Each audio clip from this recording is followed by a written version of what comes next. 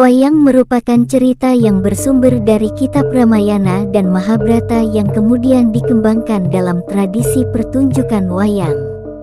Wayang itu sendiri merupakan boneka tiruan orang yang terbuat dari pahatan kulit atau kayu yang dapat dimanfaatkan untuk memerankan tokoh dalam pertunjukan cerita wayang, drama tradisional di Jawa, Bali, Sunda, dan sebagainya yang biasa dimainkan oleh seseorang yang disebut dalang dengan iringan musik tradisional gamelan. Pertunjukan wayang biasanya menggunakan kelir, secarik kain sebagai pembatas antara dalang dan penonton. Tradisi seni pentas itu dikenal sebagai seni pedalangan. Aspek tuturan cerita dalam wayang terdiri atas narasi, wacana, dan dialog antawacana yang secara keseluruhan ditampilkan sebagai satu pertunjukan orkestra, biasanya berlangsung semalam suntuk. Dalam pementasan kesenian wayang, seni suara, musik atau lagu biasanya didominasi oleh pesinden penyanyi perempuan. Sementara kehadiran suara laki-laki berfungsi sebagai pemanis keseluruhan irama musik. Bagian terpenting dalam seni pewayangan ialah aspek seni sastranya yang mengambil sumber dari histori mitologi India. Seluruh rangkaian cerita dalam wayang merupakan konflik perebutan kekuasaan dalam keluarga keturunan Raja Bharata di Kerajaan Astina. Kisah wayang yang bersumber dari India itu dalam kebudayaan Jawa berkembang dengan caranya sendiri, disesuaikan dengan kebutuhan dan kebudayaan setempat. Faktor yang membedakan di antara keduanya, antara lain adalah adanya tokoh punakawan pelayan dari keluarga Semar dengan anak-anaknya, Petruk, Nalagareng, Bagong, dan istrinya Dewi Sutiragen dalam wayang Jawa, sedangkan dalam versi wayang India tidak ada.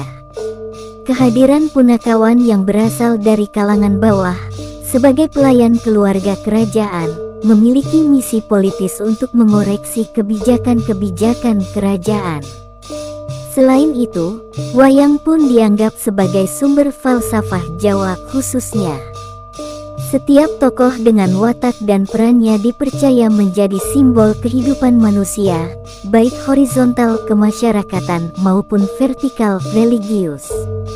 Itulah sebabnya wayang dianggap sebagai warisan nenek moyang bangsa Indonesia yang bernilai sangat tinggi adiluhung karena terbukti mampu tampil sebagai tontonan yang menarik sekaligus menyampaikan pesan-pesan moral keutamaan hidup. Cerita-cerita wayang terkenal di Indonesia, antara lain rangkaian kisah Mahabharata dan Ramayana.